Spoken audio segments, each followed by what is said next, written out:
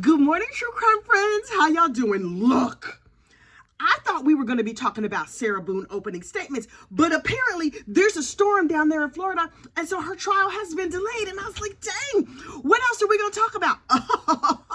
Well, a whole lot of information came out in court about Sarah Boone yesterday, and I was like, oh, I can hardly wait to get together with my true crime friends and talk about it. But first, you know what you need to do. Please like this video and subscribe to the channel. It helps other people find us. Also, here's a pro tip. Actually, two of them. Number one, we play bingo on this channel.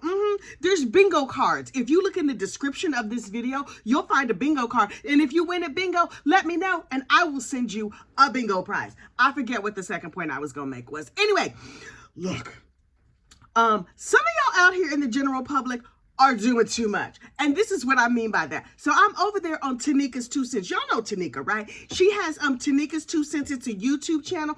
And she follows all things Sarah Boone. And I'm like, Tanika girl, hit me with the information. I want to know every single thing. Well, Tanika and other assorted web sleuths discovered that Attorney Owens, Sarah's attorney, is not licensed to practice in Florida. And so y'all was like, let my little email fingers do the walking. Let me let this judge know. Dear Judge Cranick, look what he did. He's not oh, choking to death. The devil done got my throat. Hang on.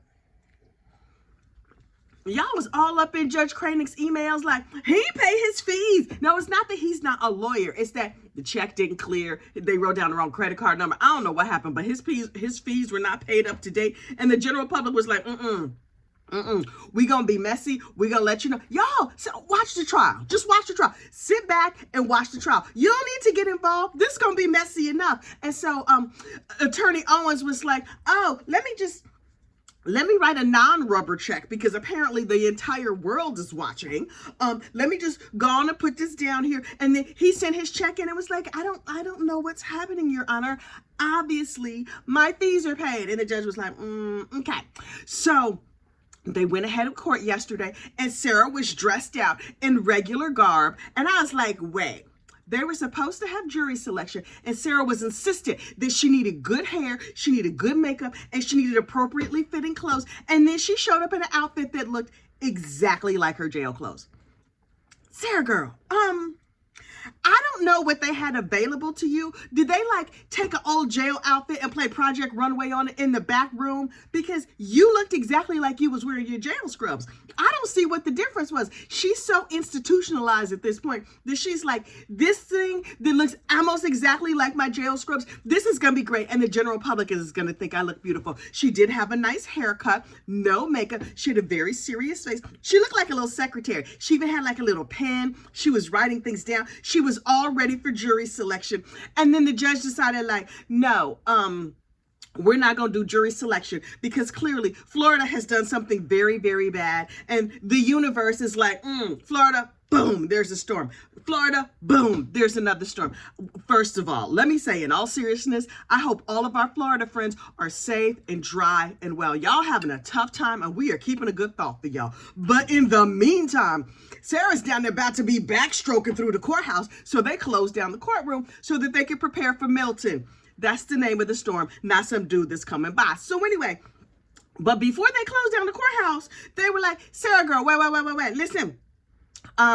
We know you're terrible, but this is what we're willing to do. The state offered her a plea deal that would have her only serving 15 years. And I was like, oh, okay, that seems totally reasonable. Now, is that justice for George and the terrible way that he slipped the surly bonds of this earth? No, not at all. But after all these madness and shenanigans and the cost and the aggravation this Sarah has put us all through, that seemed like a fair and reasonable plea agreement. And Sarah was like, I believe that I will be able to get up here and overcome this giant mountain of evidence that proves to God and all the world that I'm super, super guilty and I will be going home. So no. And her attorney was like, wait, what? What? I paid my fees for this? Oh, right. I forgot. I was representing a woman who is like a whole picnic short of a full picnic. Sarah was like, no, you saw I have my haircut and my jail outfit. I even have a pen. So I would like to go to trial, Your Honor. And her lawyer was like, what? I mean, I heard him say in his head, help, but he was just like, okay, but Sarah, girl, you understand fully that you've already served 4.5 years in the local county jail, and really, you won't serve the full 15, so you could be out in a few years to continue damaging your son's life. And she was like, no, you see my outfit, I'm fully institutionalized, and I would like to go to my forever home of Florida State Prison, where me and my cluster B mental illness would not be treated at all, and I could torture other people in jail instead of torturing people in the general public. And I was thinking to myself, that seems right. I could see her hooking up with a nice Pruno ring. Oh, she gonna make some nice prison wine over there in the toilets. And she gonna be mad about everything. And she gonna spend the next 100,000 years bossing people and telling them why she's right and why she's in charge. Her mental illness can shuffle right on off the jail. I'm not gonna be mad about it at all. So she turned down the plea deal, and I was like, okay. And then Miss Tanika, in all her nosiness, investigation, pointed out something that I was not aware of. That is that in Sarah's contract, right, her lease where she was living at her townhouse, she got evicted for, unfortunately, unaliving George. Listen, I knew that you could be evicted for like not paying your rent and for, I don't know what other things could get you evicted from an apartment, because I don't know nothing about that life. But I knew you could be evicted for certain things. One of the things that you could be evicted for was committing a felony. In my mind, this means if you are selling your good pocketbook, or if you're selling narcotics or something like that, that's all that would cross my mind. And Sarah was like, let me sign this lease. I'm not going to sell my good pocketbook because nobody wanted it. I'd be over here trying to give away for free. So clearly nobody going to pay for it. Also, I'm not a narcotics enthusiast. I am an alcohol enthusiast, but that's not illegal. So I'm going to sign this lease and everything is going to be fine. Turns out, if you unfortunately unalive your partner by way of Suitcase or by any other means, the rental company is going to be like, nah, girl, you got to go. You got to go. But it's okay. She was already in jail, so she already has some other place to live. Also, who's renting that apartment? You go to look at the model. You're like, this is a cute apartment. Oh, I like this. Oh, the rent is good. Okay, this is where I'm gonna live. Wait, you assigned me to that one? Is it still dead body juice in the carpet? Did they at least change out the carpet, sage the place? I don't know that I would be willing to live in a place where somebody slipped the surly bonds of this earth at the place. Now look. Full disclaimer, one of the people who lived in my house before we bought the house is no longer here. Actually, it was a mother and son who lived here. The son slipped the surly bonds of the earth, and then just a few years ago, the mama did too. I have not sensed any haunting, and so I don't think they're still here. Also, they did not leave from this location, so I'm trusting that we will remain not haunted. I do not trust that apartment is not haunted, because I think that's the way hauntings work, although I am no expert. But look, yesterday in court, before they got to the plea and before they got to everything else, we read in court documents, over there with Miss Tanika, how it is assumed that this entire situation went down. And I was like, well, tell me every single thing, because I am nosy as a profession. And so apparently this is what happened. And I think this is what is likely to be in the opening statements next week. George and Sarah were having like a good enough day, and George was like, I want to drink. Because that's what I do. I want to drink. He only weighed 103 pounds. Oh, to weigh 103 pounds. I want to be so thin that people are like, girl, you okay? But I'm like, no, I'm just thin and hot and sexy. But I'm not, I'm about that curvy girl life. So it is what it is. Anyway, 103-pound George was like, let's drink. And she was like, I didn't want to drink. Now, this is Sarah's story, right? This is the gospel according to Sarah Boone, which we know probably full of lies. Anyway, she's like, I don't want to drink. And so she was going to distract him, okay, girl, from drinking by cleaning the house. So he was like, okay, I'm gonna clean the house. Now, he had like a little bottle of vodka or something stashed behind the toilet. He's like, I'll clean the bathroom. Glug, glug, glug, glug, glug. Anyway, maybe I should not besmirch George. Anyway, but that if he had a bottle of vodka behind the toilet, she had one under her pillow or something. She's like, I'm gonna make this bed. Glug, glug, glug, glug, glug. So they cleaned the house. And then finally he was like, it's drinking time, right? And she's like, let's do some other things. Let's do arts and crafts and smoke cigarettes, because that's an excellent hobby that's not bad for your health at all. And so finally finally, after the house was clean and everything else, they decided that, okay, now it's drinking time. Okay, cool.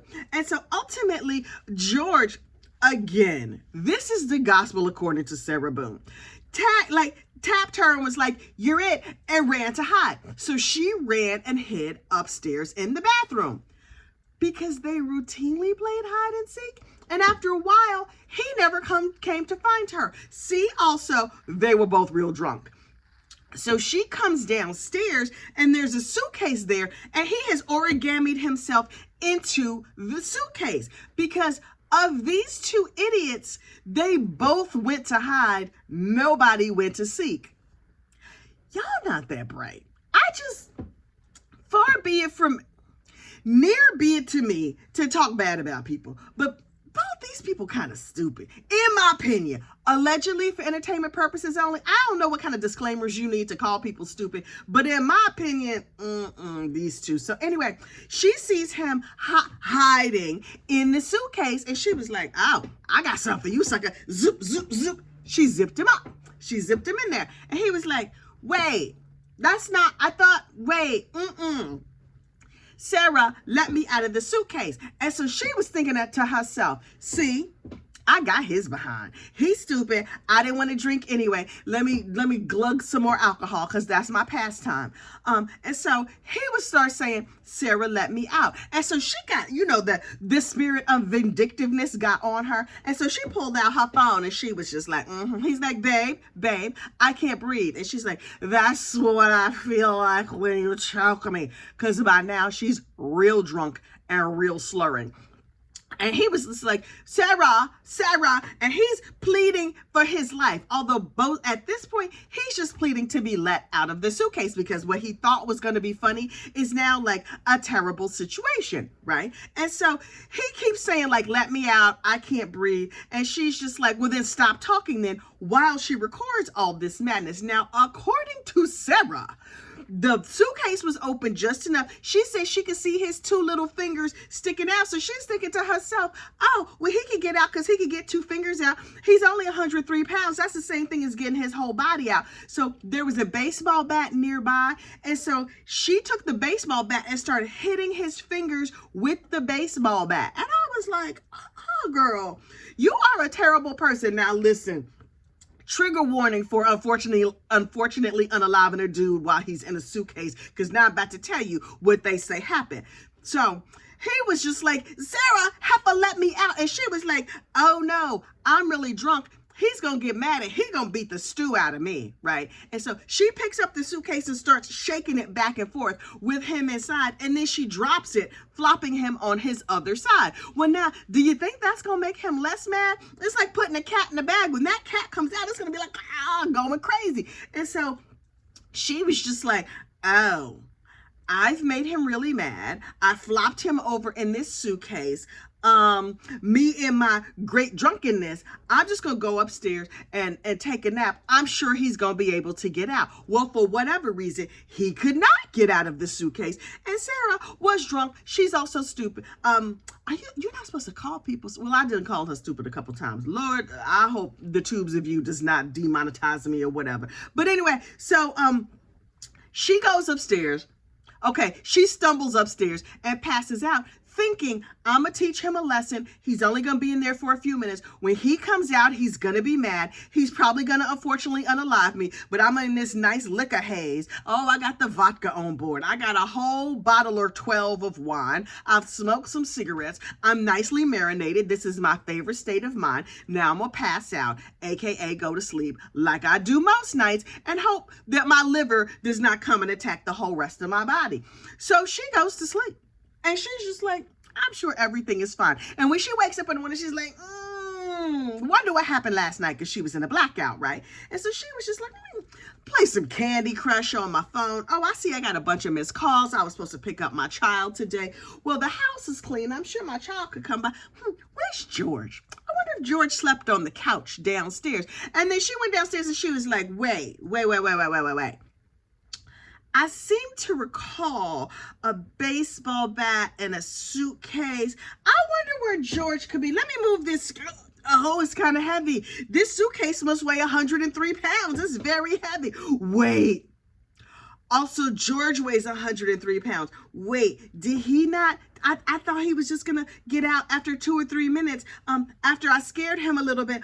Oops. And that is when she was like, zoop, zoop, and unzipped him and found him all origamied inside the suitcase, no longer on this mortal coil. And then, you know, I've told the rest of this story 25 times, so let me just speed you right through it. That's instead of calling 911, she called her ex-husband like, hey, Brian, George is dead. Listen, help. And he was like, for what? And she was just like, oh, I need, hair of the dog. I'm going to need some hair of the dog. Can you come over here? I'm going to need a little bit of assistance. And he's like, I don't have no dead body assistance to offer you. And she's like, okay, can you just come? And he was like, okay, but call 911. And so Sarah went and smoked herself a cigarette because, you know, her nerves. And then she let the dog outside. And she was like, oh, I'm hoping that when I finish the cigarette that he's somehow like resurrected or something like that. I don't know what's going to happen, but oh, thank goodness for liquor. So for the record, I'm just drinking coffee, but she was not drinking coffee. I have my morning coffee. She has her morning liquor. Far be it for me to judge her.